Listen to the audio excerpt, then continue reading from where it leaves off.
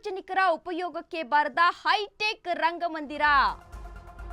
ಸಾರ್ವಜನಿಕರ ಉಪಯೋಗಕ್ಕೆ ಬಾರದ ಹೈಟೆಕ್ ರಂಗಮಂದಿರ ಹೈಟೆಕ್ ಆಗಿದೆ, ಆದರೆ ಸಾರ್ವಜನಿಕರ ಉಪಯೋಗಕ್ಕೆ ಬರ್ತಾ ಇಲ್ಲ.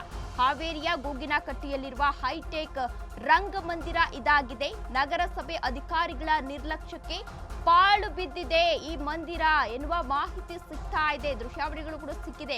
ಕೋಟಿ ಖರ್ಚು ಮಾಡಿ ಹೈಟೆಕ್ ರಂಗಮಂದಿರವನ್ನ ನಿರ್ಮಾಣ ಮಾಡಿದ್ದಾರೆ, ಆದ್ರೆ ಯಾವುದೇ ರೀತಿ ಉಪಯೋಗಕ್ಕೆ ಬರ್ತಾ ಇಲ್ಲ ಎಂದು ಅಲ್ಲಿನ ಸಾರ್ವಜನಿಕರು ದೂರನ್ನ ಸಲ್ಲಿಸ್ತಾ ಇದ್ದಾರೆ. ದೃಶ್ಯಾವಳಿಗಳಲ್ಲಿ ನೀವು ಕೂಡ ಇದೀಗ ಗಮನಿಸ್ತಾ ಇರಬಹುದು ಯಾವ ರೀತಿ ಇದೆ ಅಂತ.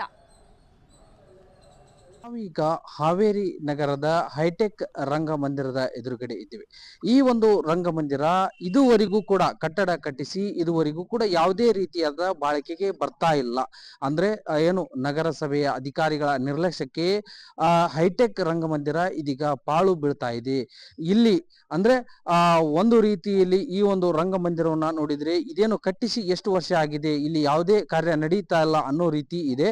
ನೀವು ಈ ದೃಶ್ಯದಲ್ಲಿ ನೋಡ್ತಿರ್ಬೋದು.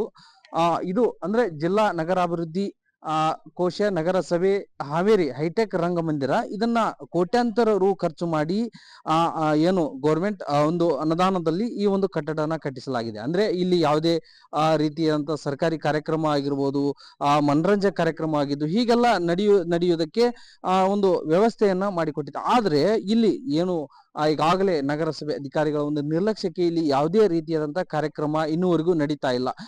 ಹಾಗಾಗಿ ಈ ಒಂದು ವಿಚಾರದಲ್ಲಿ ಕೂಡ ಈಗಾಗಲೇ ನಗರಸಭೆ ಅಧಿಕಾರಿಗಳು ಬಹಳಷ್ಟು ನಿರ್ಲಕ್ಷ್ಯವನ್ನ ತೋರಿದ್ದಾರೆ. ಯಾಕಂತಂದ್ರೆ ಸಾರ್ವಜನಿಕವಾಗಿ ಉಪಯೋಗವಾಗುವಂತ ಹೈಟೆಕ್ ರಂಗಮಂದಿರ ಸುಖ ಸುಮ್ಮನೆ ಅದು ಹಾಳಾಗುತ್ತಿದೆ.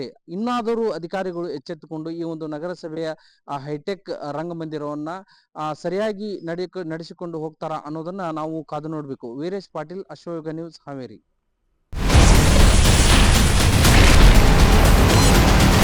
Ashwavega English News. Coming soon. Your channel, your voice, your trust.